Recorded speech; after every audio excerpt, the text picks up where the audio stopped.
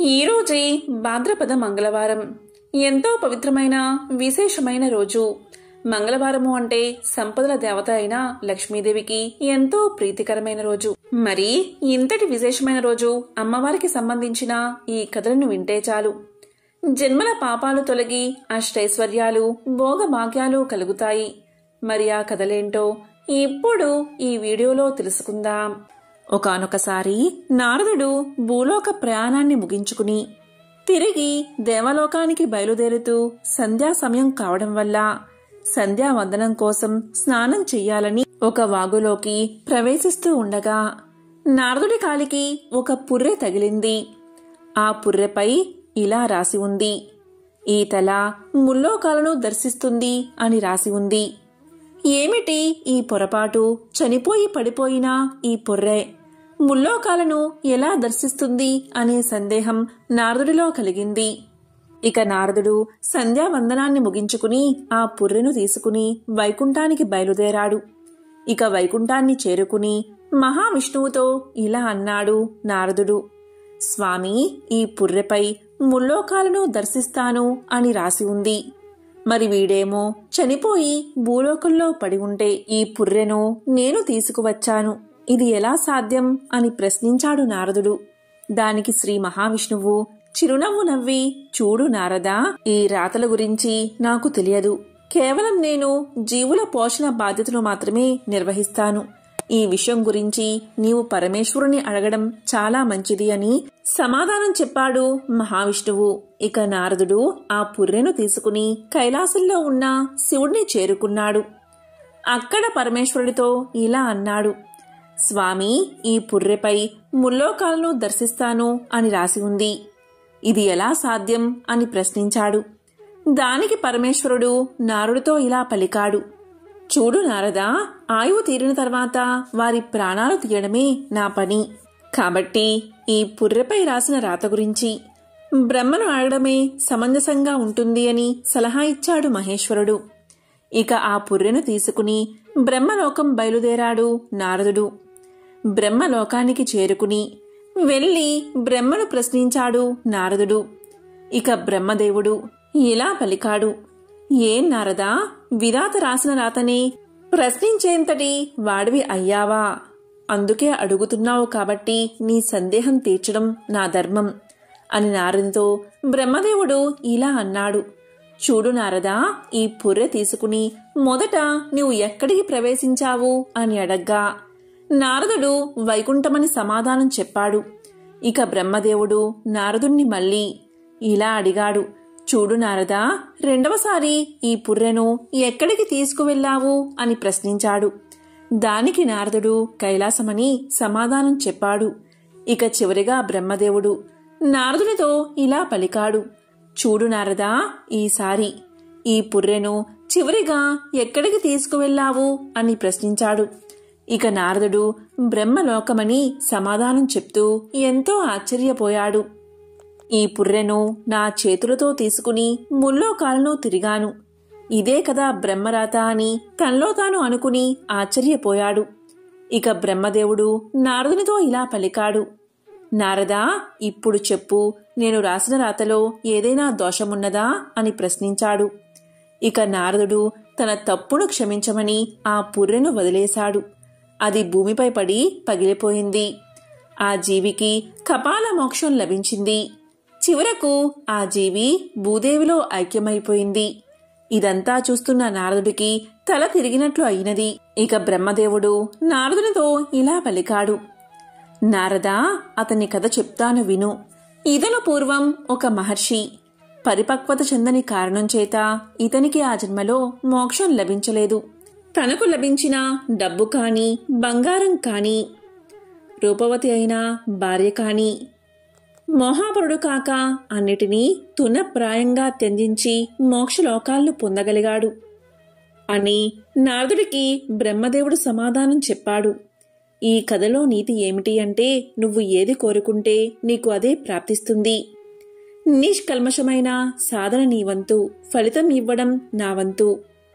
నువ్వు వదిలేయడం అలవాటు చేసుకుంటే నీకు కావలసినవన్నీ నీ వద్దకు చేర్చే బాధ్యతను భగవంతుడు తీసుకుంటాడు.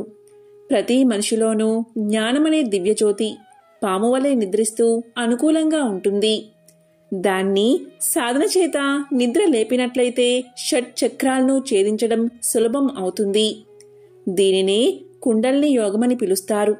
ఇది మోక్షం అనే ద్వారాన్ని తెరవడానికి తాళం చెవులే పనిచేస్తుంది. కాబట్టి ఎంతో పవిత్రమైన ఈ కథను విన్నవారికి మోక్షం ప్రాప్తిస్తుంది, త్రిమూర్తుల అనుగ్రహం లభిస్తుంది. ఇక భవిష్య పురాణంలోని ఒక విశేషమైన కథను ఇప్పుడు తెలుసుకుందాం. పూర్వం ప్రవరుడి నుంచి గంధర్వ సేనుడి వరకు అధికారంలోకి వచ్చిన రాజుల పాలనలో 3000 సంవత్సరాలు గడిచిపోయాయి. అప్పుడు దేశంలో సకులు అనే దుష్టపాలకులు ఉన్నారు. వారిని రూపుమాపి ధర్మాన్ని పరిరక్షించడం కోసం ఆనాడు శివానుగ్రహం పొందిన శివదృష్టి అనే విప్రుడే గంధర్వసేనుడికి కుమారుడిగా జన్మించాడు. అతనే విక్రమాదిత్యుడు. బాల్యం నుంచే విక్రమాదిత్యుడు ఎంతో తెలివిగా ఉండేవాడు. 5 సంవత్సరాల వయసులోనే విక్రమాదిత్యుడు తపస్సు చేసుకోవడానికి అడవికి వెళ్లిపోయాడు. 12 సంవత్సరాల పాటు శివుడి గురించి కఠోరమైన తపస్సు చేశాడు. ఆ తపస్సుకు మెచ్చి శివుడు ఆయన్ని అనుగ్రహించాడు. శివుడి సూచన మేరకు భూమి లోపల అంబావతి అనే నగరంలో ఉన్న దివ్య సింహాసనాన్ని బయటకు తెచ్చాడు. అదే సింహాసనం మీద కూర్చుని రాజ్యపాలన కొనసాగించాడు విక్రమాదిత్యుడు. నాటి నుంచి అది విక్రమార్క సింహాసనంగా విఖ్యాతి చెందింది. విక్రమార్క సింహాసనానికి 32 మెట్లు ఉంటాయి. ఆ మెట్ల మీద వరుసగా 32 సాలవంజికలు ఉంటాయి. పార్వతీదేవి ఈ దివ్య సింహాసనాన్ని పరిరక్షించడానికి వైతాళుడు అనేవాణ్ణి పంపించింది. వచ్చిన వైతాళుడు సింహాసనాన్ని అలాగే దానిమీద కూర్చునే విక్రమాదిత్యుణ్ణి కూడా సదా రక్షిస్తూ ఉంటాడు. ఈ వైతాళుణ్ణి బేతాళుడు అని పిలుస్తారు. ఆ సమయంలోనే పార్వతీదేవి సింహాసన సంరక్షణానికి పంపిన బేతాళుడు ఒక బ్రాహ్మణుడి రూపాన్ని ధరించి ఆ సభలోకి వచ్చి విక్రమార్కుణ్ణి జయీభవ దిగ్విజయీభవ అని ఆశీర్వదించాడు. విక్రమాదిత్యుడు ఆయన్ని సాదరంగా స్వాగతించి సత్కరించి ఉచిత ఆసనం మీద కూర్చోబెట్టాడు. అక్కడ కూర్చున్న బ్రాహ్మణుడి రూపంలో ఉన్న బేతాళుడు విక్రమార్కుడి తెలివితేటలు పరీక్షించాలి అని ఆయనతో ఇలా అన్నాడు. ఓ విక్రమార్క మహారాజా, మీకు ఒక కథ చెప్తాను, వినండి, మీరు నాకు జవాబు చెప్పాలి అని కోరతాడు. సరే అన్నాడు విక్రమార్కుడు. ఇక బేతాళుడు ఇలా చెప్పడం ప్రారంభించాడు. ఓ విక్రమార్క మహారాజా, పూర్వం సకల సౌభాగ్యాలతో వర్ధిల్లే వర్ధమానపురి అనే నగరముంది. రూపసేనుడు అనేవాడు ఆ నగరానికి అధిపతి. ఆయన భార్య గొప్ప పతివ్రత. ఒకనాడు రూపసేనుడు కొలువుతీరిన సభకు వీరవరుడు అనే క్షత్రియుడు తన భార్య, కుమారుడు, కుమార్తెలతో కలిసి రాజసభలోకి వచ్చాడు. తన కుటుంబాన్ని పోషించుకోవడానికి తగిన పని కల్పించమని రాజుని ప్రాధేయపడ్డాడు. రూపసేనుడు ఆ క్షత్రుడి మాటల్లో ఉన్న వినయం, నీతి, నిజాయితీ అతన్ని కదిలించాయి. వెంటనే వీరవరుణ్ణి ఆ రోజు నుంచి తన సింహద్వారానికి రక్షకుడిగా నియమించాడు. అంతేకాదు, వేతనం రోజుకి 1000 బంగారు నాణాలను ప్రకటించాడు. ఇక వీరవరుడు రాజుకు కృతజ్ఞతలు తెలిపి తన విధిని తాను నిర్వర్తించసాగాడు. కొద్ది రోజుల తర్వాత రూపసేనుడు చారుల్ని పిలిచి తాను ఇచ్చే బంగారు నాణాలను వీరవరుడు ఎలా ఖర్చు చేస్తున్నాడో గమనించమని చెప్పి పంపాడు. ఇక చారులు వచ్చి వీరవరుడు ఖర్చు చేసే వైనాన్ని సవివరంగా రాజుకు చెప్పారు. వారి మాటలు విన్న రూపసేనుడికి ఎంతో ఆనందం కలిగింది. ఎందుకంటే వీరవరుడు తనకు ఇచ్చిన వేతనాన్ని కొంచెం మాత్రమే జీవిత అవసరాలకు ఉంచుకుని మిగిలిన ధనాన్ని యజ్ఞయాగాది క్రతువులకు, శివ విష్ణు మందిరాల్లో పూజలు కైంకర్యాలు చేయడానికి, బ్రాహ్మణులకు అనాథలకి దాన ధర్మాలు చేయడానికి ఇలా వినియోగిస్తూ తాను మాత్రం సాధారణ జీవితాన్ని గడుపుతున్నాడు. ఇక ఆనాటి నుంచి వీరవరుణ్ణి శాశ్వతంగా ఆ కొలువులోనే ఉంచేశాడు రూపసేన మహారాజు. ఒకరోజు అర్ధరాత్రి భయంకరంగా వాన కురుస్తూ ఉంది. అంతఃపురంలో నిద్రిస్తున్న రాజుకు దగ్గర్లో ఉన్న శ్మశానం నుంచి ఒక స్త్రీ ఏడుస్తున్నట్లుగా వినిపించసాగింది. ఆ భయంకర అరుపుకు లేసిన రూపసేనుడు సింహద్వారం దగ్గరకు వచ్చి విధి నిర్వహణలో ఉన్న వీరవరుడితో ఇలా అన్నాడు. శ్మశానంలో ఎవరో స్త్రీ ఏడుస్తుంది. ఎందుకో ఏమిటో కనుక్కుని రమ్మని పంపాడు. వెంటనే వీరవరుడు శ్మశానానికి బయలుదేరాడు. అతను వెళ్లిన కొద్దిసేపటికి అనుసరిస్తూ వెళ్లాడు రూపసేన మహారాజు. వీరవరుడికి శ్మశానంలో ఏడుస్తున్న స్త్రీ కనిపించింది. ఆమెను సమీపించి వీరవరుడు ఇలా అన్నాడు. అమ్మా, నీవు ఎవరు? ఎందుకు ఇలా విలపిస్తున్నావు అని అడిగాడు. దానికి స్త్రీ ఇలా సమాధానం చెప్పింది. నాయనా, నేను ఈ రాజ్యానికి లక్ష్మిని. ఈ రాజ్య భోగాలకు, ప్రజల సుఖానికి, ఆనందానికి కారకురాలని. ఈ మాసం చివరిలో రూపసేన మహారాజుకి మరణగండం ఉంది. ఆయన లేకపోతే నేను అనాథన అయిపోతాను కదా, అందుకే బాధతో విలపిస్తున్నా అంది రాజ్యలక్ష్మి. రాజలక్ష్మి మాటలు విన్న వీరవరుడికి కూడా ఎంతో ఆందోళన కలిగింది. వెంటనే ఆమెతో ఇలా పలికాడు. అమ్మా, భూత భవిష్యత్ తెలిసిన దానివి. మా మహారాజు ధర్మాత్ముడు. ఆయన్ని కాపాడుకోవడానికి ఏదైనా మార్గముంటే తెలియచెయ్యమ్మా అని కోరాడు. అందుకు సమాధానంగా రాజ్యలక్ష్మి ఇలా పలికింది. నాయనా, నీ మహారాజు శాశ్వతంగా జీవించి ఉండాలి అంటే ఒక ఉపాయముంది. అదేంటి అంటే నీ కుమారుణ్ణి చండీదేవికి బలి ఇవ్వడమే. అలా చేస్తే రూపసేనుడికి దీర్ఘాయువు కలుగుతుంది అని అమ్మవారు పలకగా వెంటనే అందుకు అంగీకరించాడు వీరవరుడు. అక్కడ్నుంచి సరాసరి ఇంటికి వచ్చి భార్యకి కుమారుడికి విషయం చెప్పాడు. తమ రాజ్యాధినేతకి ఆయుర్దాయం కలగడం కన్నా సంతోషం ఏముంటుంది అని భార్య, అతని కుమారుడు రాజలక్ష్మి చెప్పిన మాటలకు తమ అంగీకారాన్ని తెలిపారు. ఇక అందరూ కలిసి రాత్రి చండికాదేవి ఆలయానికి చేరుకున్నారు. ఇక రూపసేనుడు వీరెవరికీ తెలియకుండా ఏం జరుగుతుందో తెలుసుకుందామని వెంబడిస్తూనే ఉన్నాడు. సకుటుంబంగా చండీ ఆలయానికి వెళ్లిన వీరవరుడు ఆలయంలోని దేవిని స్తుతించి, అమ్మా, ఇదిగో నా ప్రియమైన పుత్రుణ్ణి నీకు బలి ఇస్తున్నాను. ఇతన్ని స్వీకరించి నా మహారాజుకి దీర్ఘ ఆయుర్దాయాన్ని ప్రసాదించు అని కోరి వెంటనే తన పుత్రుడి తలను ఒక్క వేటుతో నరికేశాడు. రక్తధారతో తడిసి ముద్దైన ఆ తలను చూసి వీరవరుడి కుమార్తె గుండె ఆగి చనిపోయింది. ఆ దృశ్యాన్ని చూసి తట్టుకోలేక కొద్ది క్షణాల్లోనే వీరవరుడి భార్య కూడా ప్రాణాలు కోల్పోయింది. ఇక గుండె దిటవు చేసుకున్న వీరవరుడు తిరిగి దేవి వద్దకు వచ్చి తన తలను కూడా నరుక్కుని అమ్మవారికి సమర్పించాడు. ఇక జరుగుతున్న సంఘటనల్ని చూసిన మహారాజు రూపసేనుడి మనసు ఎంతగానో చలించిపోయింది. వెంటనే అతను ఆలయంలోకి వచ్చి, అమ్మా, ఇంతటి విశ్వాసపాత్రుడు నా కోసం ప్రాణాలు అర్పించాడే, వీరందరి ప్రాణదానంతో పెరిగే ఆయుర్దాయం నాకెందుకు తల్లి, నన్ను కూడా నీవే బలి తీసుకో అని తన తలను ఖండించుకోబోయాడు.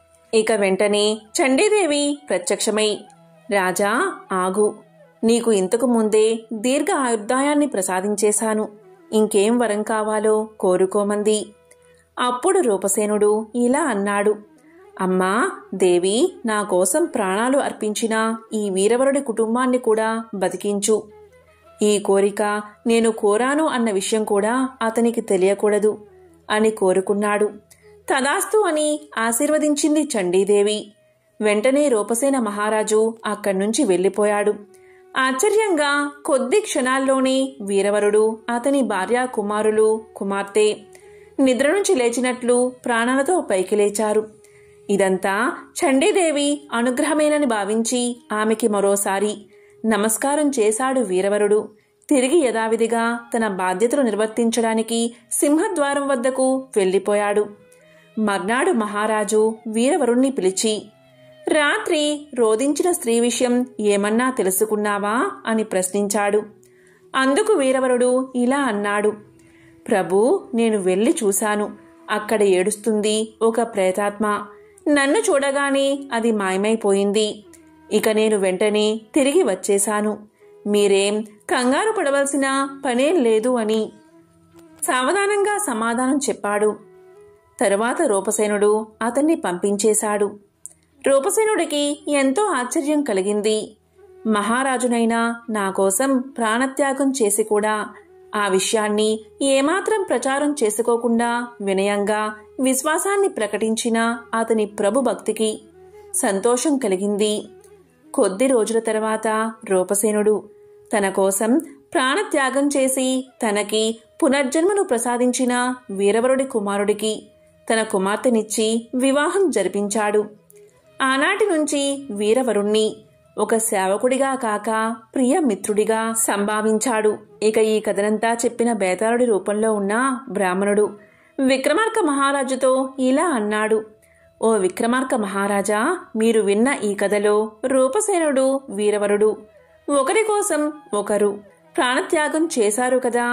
మీకు వీరిద్దరిలో ఎవరు చేసిన త్యాగం గొప్పది అనిపిస్తుంది అని ప్రశ్నించాడు.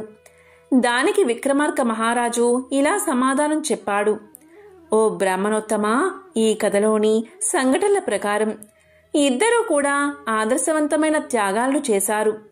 అయితే రూపసేనుడు చేసిన ప్రాణత్యాగమే వీరవరుడు చేసిన ప్రాణత్యాగం కన్నా గొప్పది అని నాకు అనిపిస్తుంది. ఎందుకంటే వీరవరుడు రాజుకు సేవకుడు. సేవకుడి ధర్మం రాజును రక్షించడం. ఆ ధర్మాన్ని అతను త్రికరణ శుద్ధిగా నిర్వర్తించాడు. ఇది చాలా గొప్ప విషయం. ఇందులో ఎటువంటి సందేహమూ లేదు. అయితే రూపసేన మహారాజు చేయబోయిన ప్రాణత్యాగం ఇంకా గొప్పది. మహారాజు ఒక సేవకుడి కోసం తన ప్రాణాలను త్యాగం చెయ్యాల్సిన అవసరం లేదు. అయినా ఆయన ఆ పని చెయ్యబోయాడు కనుక రాజు చేసిన త్యాగమే గొప్పది అని సమాధానం చెప్పాడు. అందుకు బ్రాహ్మణుడి రూపంలో ఉన్న బేతాళుడు ఎంతగానో సంతోషించాడు. తన తెలివితో ఆలోచించి చక్కని సమాధానం చెప్పాడు అని మనసులో అనుకున్నాడు. ఇక బ్రాహ్మణి రూపంలో ఉన్న బేతాళుడు విక్రమార్క మహారాజును దీవించాడు. కాబట్టి ఎంతో పవిత్రమైన భవిష్య పురాణంలో ఉన్న ఈ కథను ఈరోజు విన్నా, చెప్పినా, వినిపించినా జన్మల పాపాలు తొలగి కోటి జన్మల పుణ్యం వస్తుంది. పూర్వకాలంలో కుండినము అనే పట్టణం సింధు దేశంలో ఉండేది. ఆ పట్టణంలో కౌండిన్య నామంతో ఒక బ్రాహ్మణుడు ఉండేవాడు. అతని భార్య పేరు గుణశీల. ఆమె వివాహం జరిగిన దగ్గర నుంచి ఎప్పుడు చూసినా ఏడుస్తూనే ఉండేది. ఆ బ్రాహ్మణ జంటకు కొడుకులు, కూతుళ్ళు, కోడళ్ళు, అల్లుళ్ళు ఉన్నారు. ఆమెకు సకల భోగభాగ్యాలు ఉన్నా కాని ఎప్పుడూ కూడా ఎందుకు ఏడుస్తుందో ఎవరికి అర్థం అయ్యేది కాదు. ఈమె ఏడుపు విని చుట్టుపక్కల వాళ్ళంతా ఎందుకు ఈమె ఇలా ఏడుస్తుంది, ఈమె అరుపులు వింటుంటే దరిద్రానికి సంకేతంగా అనిపిస్తుంది అని తిట్టుకునేవారు. ఈమె ఏడవడానికి ఏదో ఒక వంక చూసుకునేది. పిల్లి చచ్చినా, ఇంట్లో బల్లి చచ్చినా, వీధిలో కుక్క చచ్చినా దాన్ని ఒడిలో పెట్టుకుని ఏడుస్తూనే ఉండేది. కాని విధి మాత్రం ఈమెకు అనుకూలంగా లేదు. ఇలా ఒకరోజు ఇంట్లో పిల్లి చనిపోతే దాన్ని ఒడిలో పెట్టుకుని ఏడుస్తూ కూర్చుంది. ఆమె ఎప్పుడైతే దాన్ని ఒడిలో పెట్టుకుని ఏడుస్తూ ఉందో వెంటనే ఆ పిల్లి చచ్చింది కాస్త బతికిలేచి వెళ్లిపోయింది. మరలా తెల్లవారేసరికి ఇంట్లో ఒక బల్లి చనిపోయింది. దాన్ని కూడా ఒడిలో పెట్టుకుని ఏడుస్తూ ఉంది. అక్కడ కూడా ఆశ్చర్యం జరిగింది. ఆమె ఒడిలో పెట్టుకుని ఏడవడం మొదలు పెట్టగానే ఆ బల్లికి తిరిగి ప్రాణం వచ్చి వెంటనే వెళ్లిపోయింది. ఆమె జరిగిందంతా చూసి ఏడవడానికి కారణం లేకపోయిందే అని ఇంకా ఏడవడం మొదలు పెట్టింది. ఇలా ఉండగా ఒకరోజు వీధిలో ఒక కుక్క చనిపోయింది. దాని దగ్గరకు వెళ్లి ఒడిలో కుక్కను పెట్టుకుని ఏడుస్తూ ఉంది. ఆమె అలా ఒడిలో పెట్టుకుని ఏడవడం మొదలు పెట్టగానే ఒక్క దెబ్బకు ఆ కుక్క బతికి పరుగు పెట్టింది. అది చూసి, దేవుడా, నాకు మనస్ఫూర్తిగా ఏడ్చే స్వతంత్రం కూడా లేకుండా చేస్తున్నావు అని బోరున ఏడవడం మొదలుపెట్టింది. ఇదంతా చూసిన జనానికి ఇదేదో వింతగా అనిపించింది. అలా వారు ఆమె వైపు విచిత్రంగా చూడసాగారు. ఇక ఏడవడానికి కుదరడం లేదు అని ఒక ఉపాయం చేసింది. బయట ఉన్న తేలులను తీసుకువచ్చి ఉప్పు పాత్రల్లో, మిగతా పాత్రల్లో తేలులను, జర్రులను ఉంచింది. ఎందుకు అంటే కూతుర్లు, కోడళ్ళు అలా వంట నిమిత్తం చేతులు ఆ పాత్రలో పెట్టగానే అవి కుడతాయి గనక ఆ నొప్పితో వారు ఏడుస్తూ ఉంటే వారి పక్కన కూర్చుని ఏడవచ్చు అని ఈమె ఆలోచన. కాని విధి మాత్రం ఆమెకు వ్యతిరేకంగా ఉంది. కూతుళ్ళో కోడళ్ళు వాటిలో తమ చేతులు పెట్టగా జర్రెలు అలాగే తేల్లో వస్తువులుగా మారిపోయాయి. అంతేకాదు తన కొడుకుల బట్టల్లో పాములు ఉంచేది. అలా పాములు కరిస్తే కొడుకులు చచ్చిపోతే ఏడవచ్చు అని ఈమె ఆలోచన.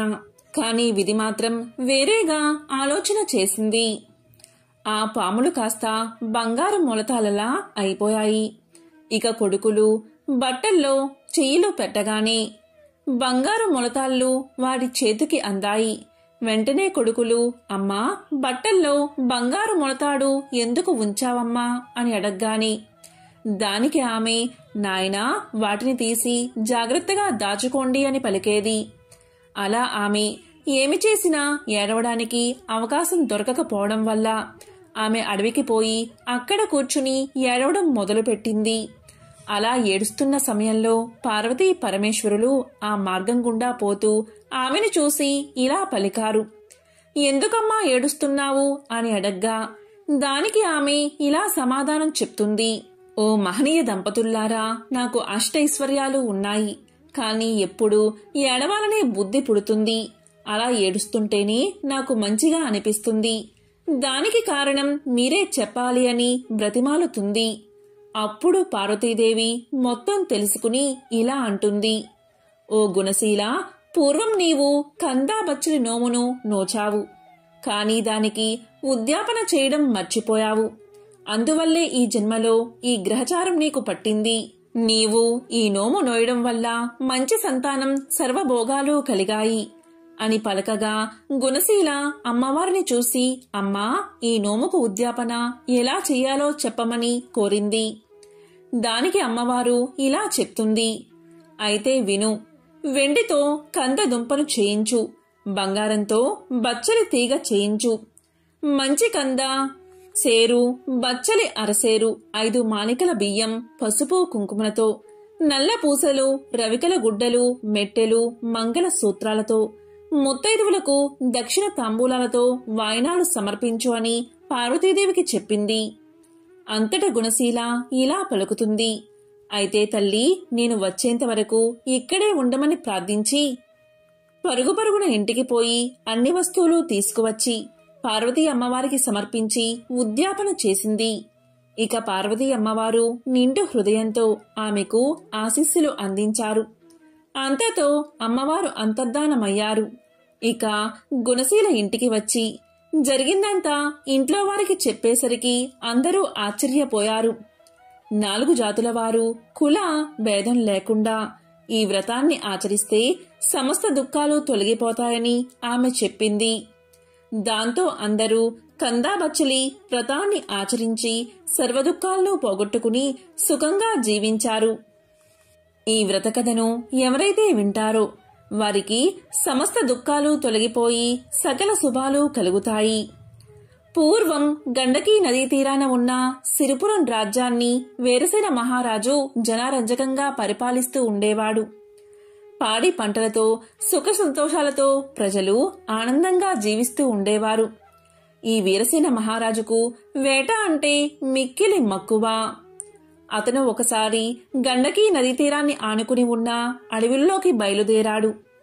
చాలాసేపు క్రూర జంతువుల్ని వేటాడాడు.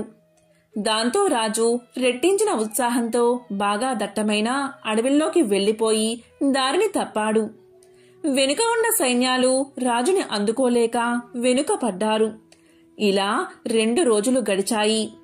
రాజు జాడ కోసం సైన్యాలు 4 భాగాలుగా విడిపోయి 4 దిక్కులా గాలించి అతి కష్టం మీద 3వ రోజున రాజు జాడ కనుక్కుని అందరూ ఒక చోటకు చేరుకున్నారు. గుర్రం మీద 3 రోజులు ఒంటరిగా ప్రయాణించిన రాజు బాగా అలసిపోయి నిస్సత్తువుగా ఉండిపోయాడు. వెంట తెచ్చుకున్న ఆహార పదార్థాలు నీళ్లు ఖర్చయిపోవడంతో సైనికులు కూడా అలసిపోయి ఆకలితో ఉన్నారు. చాలాసేపు గాలింపు తర్వాత వాళ్లకి ఒక చిన్న పంట పొలం కనిపించింది. దాంట్లో చెరుకు, మొక్కజొన్న పంటలు ఉన్నాయి.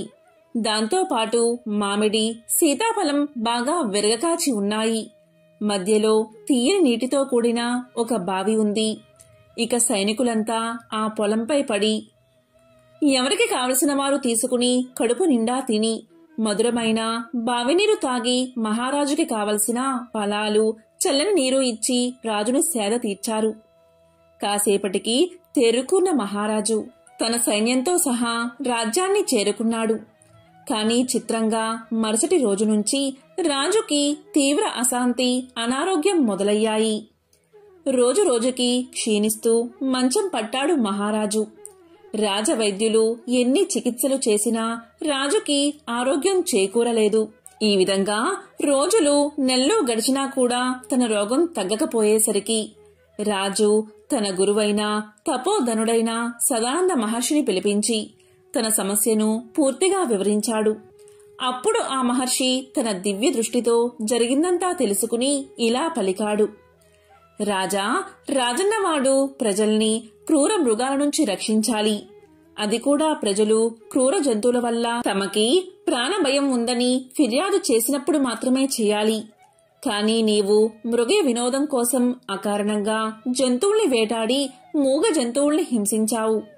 పైగా నీ సైనికులు ఓ పైరు పంటలో చొరబడి పేద రైతు యొక్క కష్టాన్ని దోచుకుని తిన్నారు. అందులో కూడా నీ సైనికులు అతని అనుమతి తీసుకోలేదు. అందులో నీకు కూడా భాగం ఉంది. ఆ పాపం కలిపురుషుడిగా మారి నిన్ను వేటాడుతుంది అని చెప్పాడు మహర్షి. ఇది విన్న రాజు ఎంతో ఆశ్చర్యపోయి ఇలా పలికాడు. మహాత్మా, మన్నించండి. నేను ఈ దేశపు రాజుని కదా. నా రాజ్యంలో ఉన్న సకల ప్రజల మీద, వాళ్ళ ఆస్తుల మీద, ధనధాన్యాలు, పంట పొలాలు, తోటలు, వ్యాపారాలు అన్నిటిపైన నాకు సర్వాధికారాలు ఉన్నాయి కదా. మరి నాకు పాపం ఎలా అంటుతుంది అని అడిగాడు. దానికి మహర్షి ఇలా చెప్పాడు. రాజా, నువ్వు చెప్పింది నిజమే. స్వయంగా నువ్వు ఆ రైతు తోటలోకి వెళ్లి నీకు కావాల్సింది తిని నీ సైనికులకు పంచినా నీకు దోషం అంటదు. లేదా నీ ఆజ్ఞపైన నీ సైనికులు ఆ తోటలోంచి పళ్ళు నీరు నీకు తీసుకువచ్చినా నీకు దోషం అంటదు. ఇక్కడే నువ్వు ధర్మదేవతని సరిగ్గా అర్థం చేసుకోవాలి. పై రెండు విషయాలు జరిగి ఉంటే నీకు దోషం అంటేదే కాదు. కానీ నీ సైనికుల అనాలోచిత చర్య వల్ల తాత్కాలికంగా నీకు ఉపశమనం లభించింది.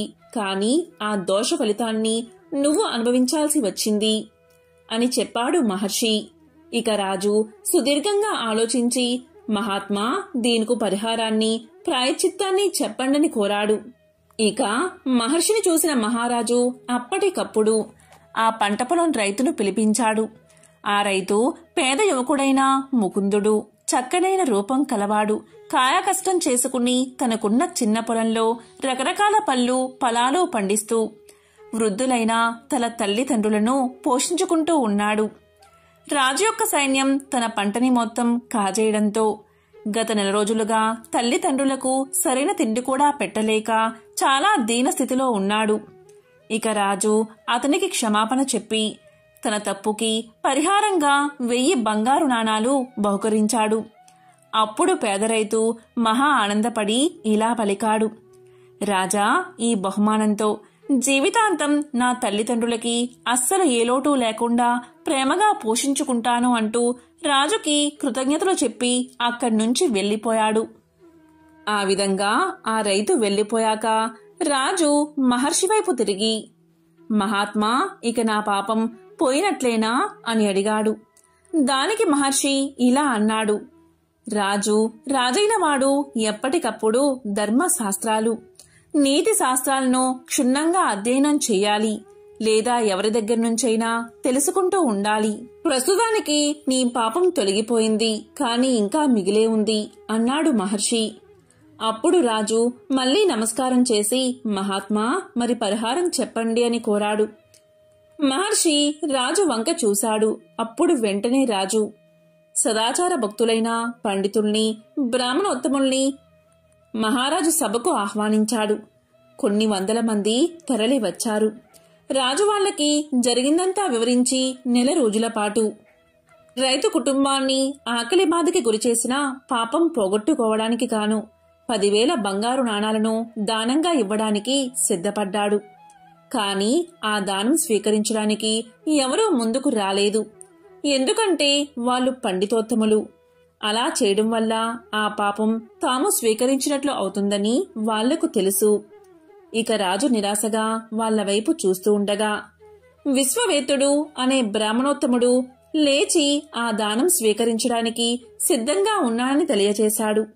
ఇక రాజు ఆనందంగా 10,000 బంగారు నాణాలను బహుమానంగా ఇవ్వగాని విశ్వవేదుడు తాను తెచ్చిన 2 బంగారు నాణాలను వాటితో కలిపి అక్కడ చేరిన పండితులకు, బ్రాహ్మణులకు ఉచితంగా పంచేశాడు. ఇలా చేయడం వల్ల ఆ పాపఫలం అతనికి అంటలేదు. ఇక రాజు అతన్ని చూసి ఇలా పలికాడు, మహానుభావా, తమ పరిస్థితి మెరుగుపడాలని అంత పెద్ద మొత్తం దానంగా ఇచ్చాను. ఇప్పుడు తమకి నేను ఇచ్చిందేముంది అన్నాడు.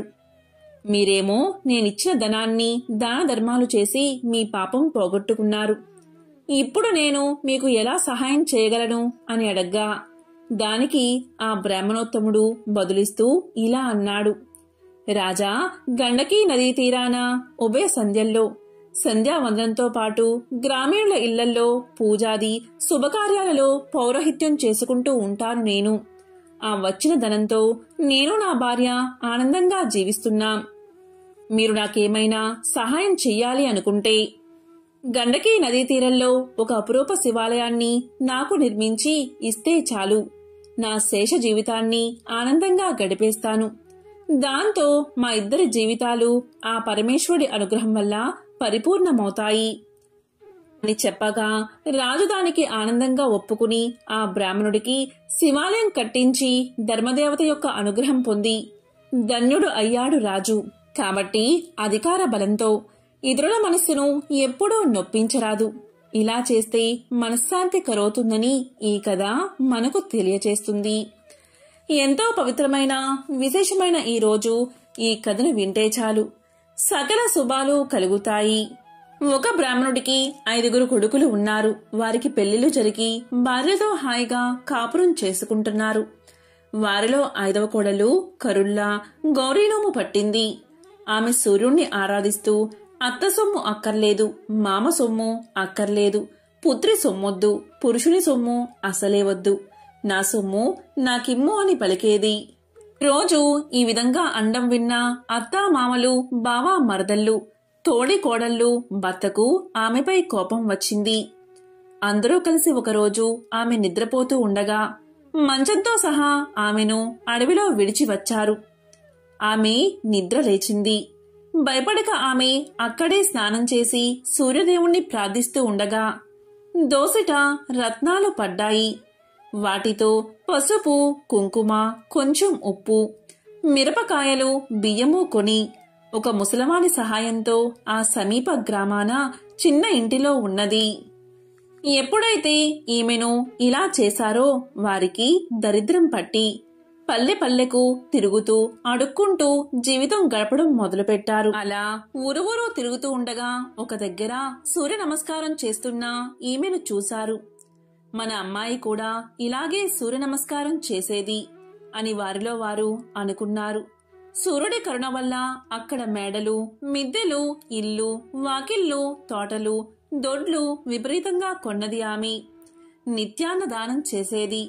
ఒకరోజు అత్తామామలు వచ్చి అన్నం పెట్టమన్నారు. నా అత్తామామ మీలాగే ఉండేవారని వారిని చూసి పలికింది. ఇంతలో భర్త వచ్చాడు. ముగ్గురుకు తలంటు పోసి కొత్త బట్టలు కట్టబెట్టింది. వారితో కరుళ్ళు కొత్తవి కంచెంలో పెట్టి కరుల్లా గౌరీనోము నోయించింది. ఇలా 5 సంవత్సరాలు చేయించగానే వారి పాపాలన్నీ తొలగిపోయాయి. దాంతో వారు కోడలతో సహా ఎంతో ఆనందంగా జీవనం సాగించారు. ఎంతో పవిత్రమైన విశేషమైన ఈ కథను విన్నవారికి సకల శుభాలు కలుగుతాయి. మంగళవారం సందర్భంగా లక్ష్మీదేవికి సంబంధించిన ఒక విశిష్టమైన కథను ఇప్పుడు ఈ వీడియోలో తెలుసుకుందాం. పూర్వం అవంతి నగరంలో ధర్మయ్య, శ్యామల అనే దంపతులు ఉండేవారు. ధర్మయ్య వడ్రంగి పని చేసుకుంటూ జీవితం గడిపేవాడు. ఆ దంపతులకు 3 కుమార్తెలు. ఒక సంవత్సరం కరువు కాటకాలు వచ్చి ధర్మయ్యకు పని దొరకక ఇల్లు గడవడానికి కూడా చాలా కష్టపడ్డాడు. ఆ తరువాతి సంవత్సరం కూడా కరువుతో దేశమంతా అల్లాడిపోయింది. ప్రజలందరూ తిండి గింజలు దొరకక నానా ఇబ్బందులు పడ్డారు. ఇక ధర్మయ్య పరిస్థితి ఇంకా దారుణంగా ఉంది. తినడానికి 2 పూటల భోజనం కూడా దొరకక మరమరాలు తింటూ ఇల్లంతా కాలం గడుపుతున్నారు. కాని ఆ దంపతులిద్దరూ ఇంత కష్టకాలంలో కూడా భగవంతుణ్ణి మరవలేదు. వారి ఇంట్లో తరతరాల నుండి వస్తున్న శ్రీ లక్ష్మీనారాయణ విగ్రహం ఒకటి ఉంది. ఆ విగ్రహాన్ని రోజు భక్తి శ్రద్ధలతో పూజించేవారు. రోజు ఏదో ఒక పదార్థాన్ని తప్పకుండా నైవేద్యంగా పెట్టేవారు. అయితే 2 సంవత్సరాల నుండి కరువు వల్ల ఇంట్లో ఏ పదార్థమూ లేకపోవడం చేత ఈ ఇంటి ఆవరణలోని తులసి మొక్క నుండి ఒక దళాన్ని శ్రీ లక్ష్మీనారాయణలకు భక్తితో కళ్ళుకు అద్దుకుని సమర్పించేవారు. రోజులు ఇలా గడుస్తూ ఉండగా ఒకరోజు రాత్రి 10 గంటల సమయంలో ఎవరో తలుపు తట్టిన శబ్దం వినబడింది. ఈ వేళలో ఎవరు వచ్చి ఉంటారా అని ఆలోచిస్తూ తలుపు తీసిన ధర్మయ్య దంపతులకు మధ్య వయస్కులో ఉన్న ఒక ముత్తైదువు కనిపించింది. ఆమెలో ఏదో ఒక దివ్య తేజస్సు ధర్మయ్యకు గోచరించింది. ఇంత రాత్రివేళ ఇలా ఒంటరిగా వచ్చినా ఈమె ఎవరై ఉంటుందా అని ఆలోచిస్తూ ఉండగా ఆమె వీరితో ఇలా పలుకుతుంది. నాయనా, నేను పొరుగు ఊరు నుండి మా ఊరు వెళుతూ దారి తప్పి ఇటుగా వచ్చాను. రాత్రి కావడం వల్ల దోవ సరిగ్గా తెలియడం లేదు. ఈ రాత్రి మీ ఇంటిలోనే పడుకుని తిరిగి ఉదయాన్నే వెళ్ళిపోతాను అని పలికింది. అప్పుడు ధర్మయ్య దంపతులిద్దరూ ఆమెను లోపలికి రమ్మని ఆహ్వానించారు. అతిథి భగవంతుడితో సమానం కదా, కాని ఆమెకు ఇవ్వడానికి ఇంట్లో ఏమీ కనిపించలేదు. వాళ్ళకి కాసిన్ని మంచినీళ్లు మాత్రమే ఇచ్చారు. ఇంట్లో పడుకోవడానికి ఒక చాప మాత్రమే ఉంది. ఆ రాత్రి ఆమె ఆ చాపపైనే నిద్రించింది. తెల్లవారగానే వెళ్లడానికి సిద్ధమైంది. అప్పుడు ధర్మయ్య దంపతులిద్దరూ ఆమెతో ఇలా అన్నారు. తల్లి, నీవు తేజస్సుతో సాక్షాత్తు జగన్మాత అయిన శ్రీ మహాలక్ష్మిగా ఉన్నావు. నిన్ను ఒట్టి చేతులతో పంపుతున్నందుకు మాకు ఎంతో బాధగా ఉంది అన్నారు వారిద్దరూ. అప్పుడు ఆమె ఇలా పలుకుతుంది. దంపతులారా, మీరు చింతించవద్దు. మీ ఇంట్లో ఉండడానికి ఒప్పుకున్నారు, అదే చాలు అంది. అప్పుడు శ్యామలమ్మ ఆమెకు బొట్టు పెట్టి పంపించింది. ఆమె వెళ్లిన తర్వాత కాసేపటికి ఇంట్లో ఏదో చప్పుడు వినిపించింది. ఏమిటా అది అని ఇల్లంతా చూడగా శ్రీ లక్ష్మీనారాయణ విగ్రహం వద్ద నుండి శబ్దం వస్తున్నట్టుగా వారు గమనించారు. అక్కడ కొన్ని బంగారు నాణాలు పడి ఉన్నాయి. అప్పుడు ఆ దంపతులకు జరిగిందంతా అర్థమైంది. రాత్రి తమ ఇంటికి వచ్చింది మరెవరో కాదు, సాక్షాత్తు జగన్మాత శ్రీ మహాలక్ష్మి. ఆ తల్లికి తామేమీ ఇవ్వలేకపోయామే, చెయ్యలేకపోయామే, కనీసం తగిన వసతి కూడా కల్పించలేకపోయామే అని ఎంతో బాధపడ్డారు. ఆ తల్లిని అనేక విధాలుగా స్తుతించారు. శ్రీ మహాలక్ష్మీదేవి అనుగ్రహం వల్ల కలిగిన ధనంతో పిల్లల పెళ్లిళ్లు ఘనంగా జరిపించారు. జీవించినంతకాలం సుఖంగా జీవించి ఎన్నో సత్కార్యాలు చేసి చివరకు ముక్తిని పొందారు. దీపం లక్ష్మీ స్వరూపం. ధర్మయ్య దంపతులు రోజు శ్రీ లక్ష్మీనారాయణ విగ్రహం వద్ద దీపం వెలిగించేవారు. ఎంతటి కష్ట సమయంలో అయినా దీపారాధన మాత్రం మానలేదు. అందువల్ల శ్రీ మహాలక్ష్మీదేవి ఎంతో సంతోషించి వారిని అనుగ్రహించింది. దీపం జ్ఞాన స్వరూపం, దీపం ఐశ్వర్య స్వరూపం. దీపం ఉన్న చోట శ్రీ మహాలక్ష్మి చిరునవ్వుతో ఉంటుంది. ఎవరైతే నిత్యం దీపారాధన చేస్తారో వారు సిరి సంపదలతో తులతూగుతారు. వారికి దేనికి లోటు ఉండదు. ధనధాన్యాలు సమృద్ధిగా ఉంటాయి. ఆ తల్లి అనుగ్రహం ఉన్నవారికి సర్వ సౌభాగ్యాలు లభిస్తాయి. ఓ జగజ్జనని జగన్మాత శ్రీ మహాలక్ష్మి, నీకు ఇవే మా నమస్కారాలు. మంగళప్రదాయిని నీవు. నీకే ఇవి మా ప్రణామాలు. లోకేశ్వరి, నీకు ఇవే మా నమస్కారాలు. భక్తుల కోరికలు తీర్చే కల్పవల్లివి నీవు. నీ కటాక్షం ఉన్నవారికి సర్వ సౌభాగ్యాలు చేకూరతాయి. దేనికి లోటు లేకుండా జీవితమంతా ఆనందంగా గడుస్తుంది. శ్రీ మహాలక్ష్మి కటాక్షం లేనివారు బానిసత్వం, దారిద్ర్యం, అప్పులు, భార్యావియోగం, అనారోగ్యం ఇలాంటి అనేక కష్టాల పాలవుతారు. సర్వమంగళ ప్రదాయిని అయిన జగన్మాత ఆరాధించిన వారికి దేవిని దాసదాసీ జనం, పుత్రులు, మిత్రులు, బంధువులు, ఆరోగ్యం, ధనం, ధాన్యం, వాహనమని అష్టైశ్వర్యాలు లభిస్తాయి. శ్రీ లక్ష్మీనారాయణను ఎవరైతే ఎప్పుడు మనసులో ప్రార్థిస్తూ ఉంటారో వారికి సర్వ సౌభాగ్యాలు కలుగుతాయి. వారికి ఎటువంటి పరిస్థితుల్లో కూడా ఆపద దరిచేరదు. శ్రీ లక్ష్మీనారాయణులు అన్యోన్యమైన జంట. మత్స్య అవతారంలో శ్రీలక్ష్మిగాను, కూర్మావతారంలో కూర్మావతిగాను, నరసింహ అవతారంలో శ్రీ మహాలక్ష్మిగాను, వరహ అవతారంలో భూలక్ష్మిగాను, శ్రీరామావతారంలో సీతగాను, శ్రీకృష్ణావతారంలో రుక్మిణిగాను ఆ మహాలక్ష్మి తన పెర్మిటి అయిన శ్రీమన్నారాయణుడితో కలిసి అవతరించింది. ఎంతో పవిత్రమైన విశేషమైన ఈ రోజు ఈ కథలను విన్నా, చదివినా, చెప్పినా, వినిపించినా అష్టదరిద్రాలు తొలగి అష్టైశ్వర్యాలు కలుగుతాయి. లక్ష్మీనారాయణల కటాక్షం మీకు కలుగుతుంది. ఓం నమో నారాయణాయ. ఓం శ్రీ మహాలక్ష్మియే నమః. ఓం శ్రీ మాత్రే నమః. ఓం నమః శివాయ.